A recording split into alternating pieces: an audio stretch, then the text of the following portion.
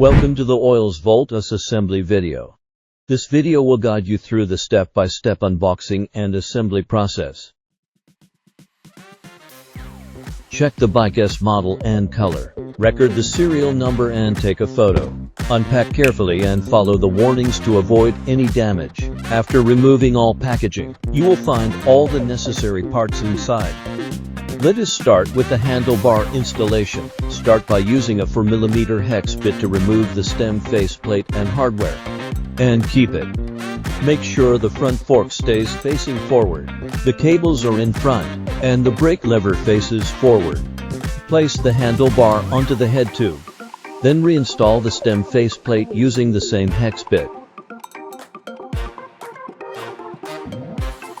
Adjust the handlebar angle to your preference before tightening.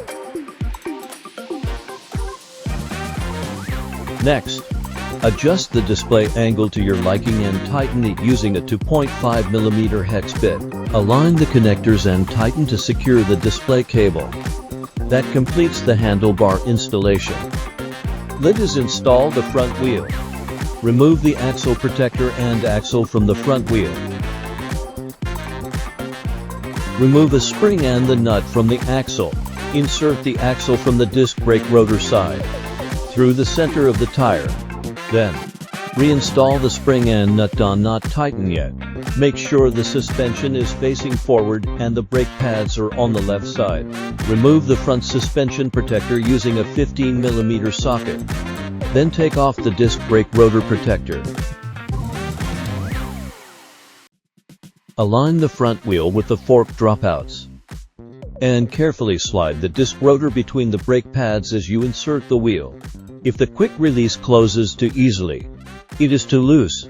It should take firm pressure and leave a mark on your hand. The lever should not touch or point at the front suspension.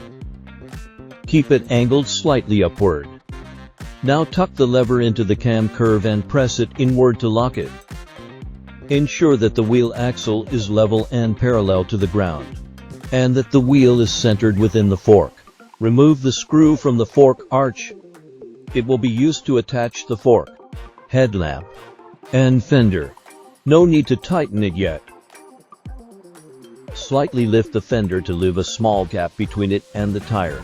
Fully tighten the fender using a 5mm Allen wrench. Loosen the dropout screws on both sides with a 4mm Allen wrench and keep them. Then, use the same screws to attach and secure the fender. That completes the front wheel installation. Next, let us install the seat. Loosen the seat post clamp. Adjust the height to your preference. Make sure the slot on the seat post clamp is aligned with the opening on the frame. Position the lever into the cam curve and press to lock. Install the pedals next. Identify the left and right pedals based on the markings. Attach each pedal to its corresponding crank arm to tighten the right pedal clockwise. Then secure it with a wrench. Tighten the left pedal counterclockwise.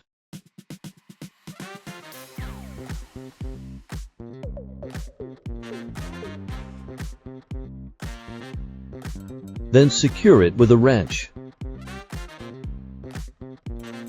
Final check. If the brake lever touches the grip, it's too loose. Use the 2mm Allen key to tighten the brake lever. Adjust until there's a 2-finger gap at full squeeze. Attach the axle nut covers to the rear wheel axle. Pump both tires to the recommended pressure between 30 and 40 psi.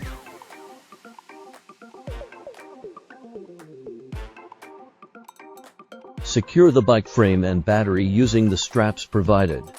Finally, check and tighten all screws securely. Make sure they meet the recommended torque values.